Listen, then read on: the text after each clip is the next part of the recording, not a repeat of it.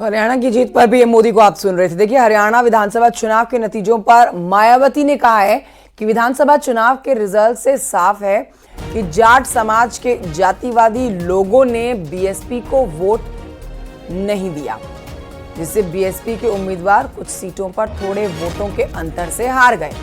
हालांकि बीएसपी का पूरा वोट ट्रांसफर हुआ, जबकि यूपी के जाट समाज के लोगों ने अपनी जातिवादी मानसिकता को काफी हद तक बदला है और वो बीएसपी से एमएलए और सरकार में मंत्री भी बने हैं।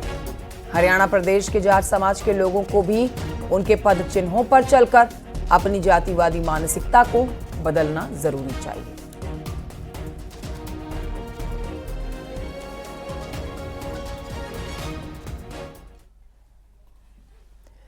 हरियाणा में हार के बाद कांग्रेस इंडिया गठबंधन के निशाने पर है और देखिए, दूसरी ओर कांग्रेस के निशाने पर ईवीएम है।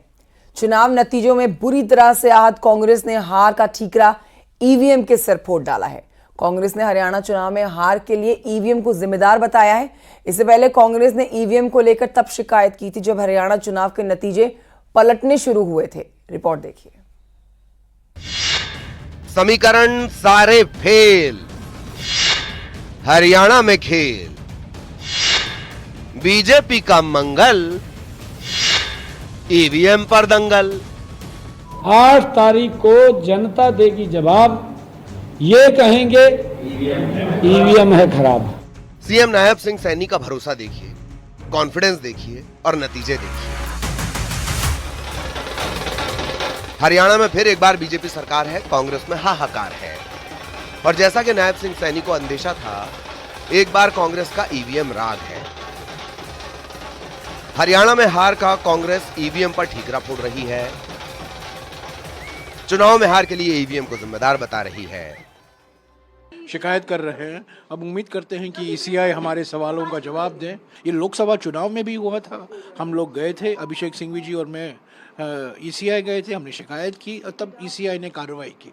तो हम उम्मीद करते हैं कि ईसीआई जो एक संवैधानिक संस्था है, निष्पक्ष संस्था है, इस तरीके से स्थानीय प्रशासन पर दबाव नहीं डालना चाहिए। मैं आपको विनेश फोगाट जी का उदाहरण देता हूं। आप कोई चैनल खोल दीजिए, सब में उनको 4 राउंड के बाद पीछे दिखाया गया था, जबकि 9 राउंड के बाद वो 4437 वोटों से आगे हैं। मिसमैच है, गैप है। ये क्यों है, ये हम बार बार चुनाव आयोग से, अभी हमारे महासचिव जयराम रमेश जी ने ट्वीट करके भी पूछा है कि ये क्या दबाव डालने की कोशिश हो रही है स्थानीय प्रशासन पर। इसलिए हम फिर से चुनाव आयोग को कह रहे हैं, आगाह कर रहे हैं कि इसमें तुरंत एक्शन ले। हरियाणा के हाथ में कमल है, कांग्रेस को इस पर भरोसा नहीं हो रहा। पार्टी के तमाम नेता चुनाव आयोग और ईवीएम पर आरोप लगा रहे हैं। इन आरोपों पर बीजेपी ने पलटवार किया है, कहा है ईवीएम राग कांग्रेस की पुरानी आदत है। परंतु अगर जयराम रमेश जी ने कहना शुरू कर दिया है, इलेक्शन कमीशन के ऊपर उंगली उठाना शुरू कर दिया है, तो मतलब मान लेना चाहिए कि उन्होंने भी अपनी पराजय को अवश्यंभावी मान लिया है। देखिए, लोकतंत्र की जीत हो गई है। करारा जवाब उस रॉकेट को है जो लॉन्च नहीं होता है और कहता है कि भारत का लोकतंत्र खत्म हो गया है। कांग्रेस को ईवीएम पर शक है, लेकिन यह शक सिर्फ हरियाणा में है। आज ही जम्मू कश्मीर चुनाव के भी नतीजे आए हैं, जहां कांग्रेस और नेशनल कॉन्फ्रेंस को जीत मिली है। इस जीत पर गठबंधन जश्न मना रहा है। हरियाणा में हार के लिए कांग्रेस जिस ईवीएम को जिम्मेदार ठहरा रही है, जीत मिलने पर उसी ईवीएम को जम्मू कश्मीर में क्लीन चिट है। हरियाणा में जिस हार के लिए कांग्रेस चुनाव आयोग को दोषी बता रही है, वही चुनाव आयोग जम्मू कश्मीर में लोकतंत्र का प्रहरी बन गया है। जहां जहां से नेशनल कॉन्फ्रेंस को कामयाबी मिली है, वहां जाहिर सी बात है कि हम वोटरों का तहे दिल शुक्रगुजार हैं। शायद उम्मीद से ज्यादा लोगों ने अपने वोटों से नेशनल कॉन्फ्रेंस को नवाजा।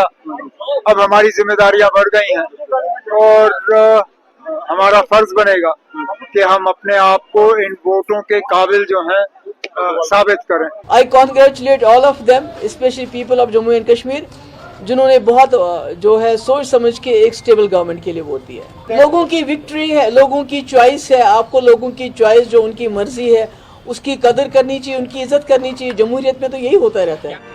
तो जम्मू कश्मीर में ईवीएम ओके है, लेकिन हरियाणा में हार पर कांग्रेस पूछ रही है कि सारे कैलकुलेशन और एग्जिट पोल विपरीत कैसे हो गए।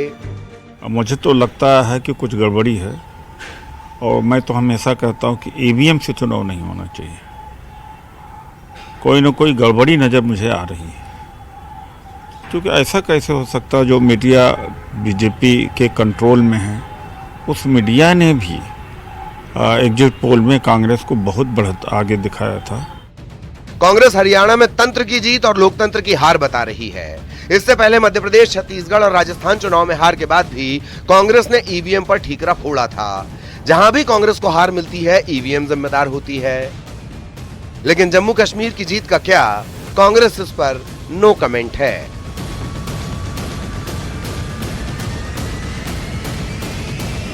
Bureau report, news 18।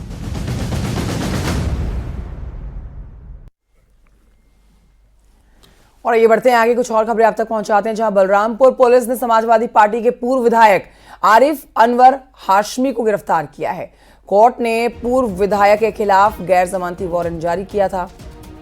सादुल्ला नगर थाना पुलिस ने आरिफ अनवर हाशमी को गिरफ्तार किया है।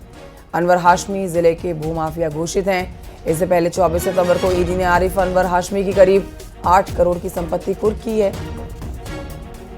आरिफ अनवर हाशमी अतरौला सीट से समाजवादी पार्टी के विधायक रह चुके हैं।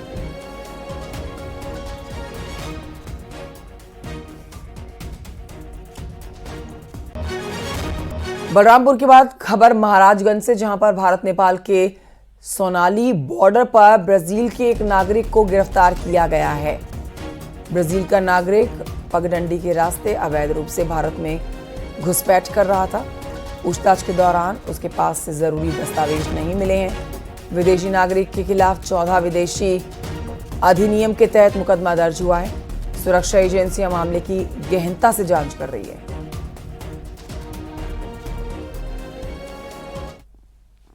पूछताछ में इसके द्वारा अवगत कराया गया है कि ये काम के लिए कई देशों में भ्रमण करता है। इसी दृष्टिकोण से ये नेपाल से भारत में प्रवेश करने का प्रयास कर रहा था।